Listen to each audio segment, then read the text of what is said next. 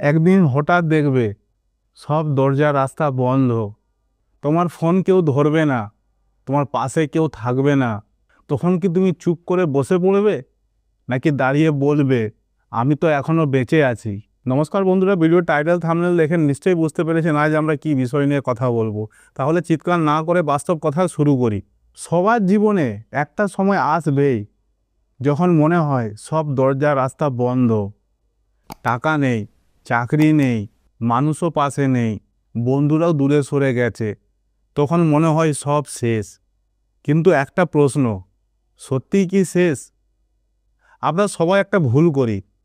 আমরা ভাবি নতুন সুযোগ এসেছে, মানে বাইরের দরজা খুলে গেছে, আর কেউ আটকাতে পারবে না, এবারে তো লাইফ সেট।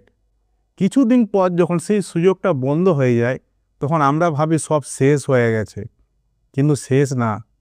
হয়তো তুমি তার থেকেও ভালো পাওয়ার তোমার যোগ্য আছে, কিন্তু তার জন্য তোমাকে নতুন রাস্তা খুঁজতে হবে, নতুন দরজা খুঁজতে হবে। যখন সবাই বলবে যে তোমার দ্বারা হবে না, তখন আমাদের ভেতর থেকে একটা আওয়াজ উঠে আসে, আরেকবার চেষ্টা কর। কিন্তু সেই আওয়াজটা আমরা দাবিয়ে দিই, শোনার চেষ্টাও করি না। যখন তোমার পাশে কেউ থাকবে না, তখন বুঝবে তুমি আসলে একা। কিন্তু একটা সত্যি, তুমি জন্মের সময় এই পৃথিবীতে একাই এসেছিলে। এই পৃথিবীতে তোমার লড়াই কেউ লড়বে না, তোমার স্বপ্ন পূরণ কেউ করবে না। সব দরজা রাস্তা যখন বন্ধ হয়ে যাবে, তখন একজনই দেখবে তোমাকে, সে হচ্ছে ঈশ্বর, পরিস্থিতি। ওই সময় তুমি হার মানো নাকি উঠে দাঁড়াও, সেইটাই হবে তোমার জীবনের টার্নিং পয়েন্ট। যখন সব দরজা রাস্তা বন্ধ হয়ে যাবে না, তখন নিজেকে একটা প্রশ্ন করবে যে সত্যিই কি আমি শেষ চেষ্টা করেছি? সত্যিই কি আমি 100% দিয়েছি? যদি তুমি দিয়ে থাকো, তাহলে হার মানার অধিকার তোমার নেই। যখন সব দরজা রাস্তা বন্ধ হয়ে যায়, ঠিক আছে, তুমি দেওয়াল ভেঙে বেরিয়ে আসবে।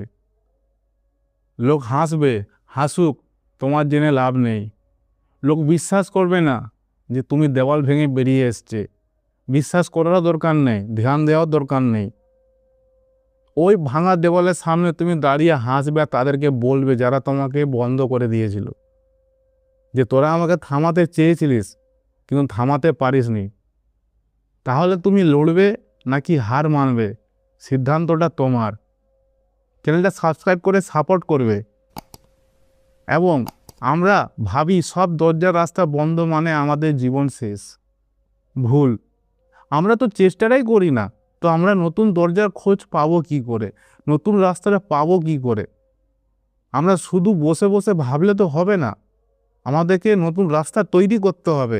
মাঠে নেমে পড়লে রাস্তা এমনিই হয়ে যাবে, কিন্তু সেই সাহসটা তোমরা কুলাতে পারছো না। চেষ্টা করো। তো ভালো থাকো, সুস্থ থাকো, আবার দেখা হবে পরের ভিডিও টপিকে।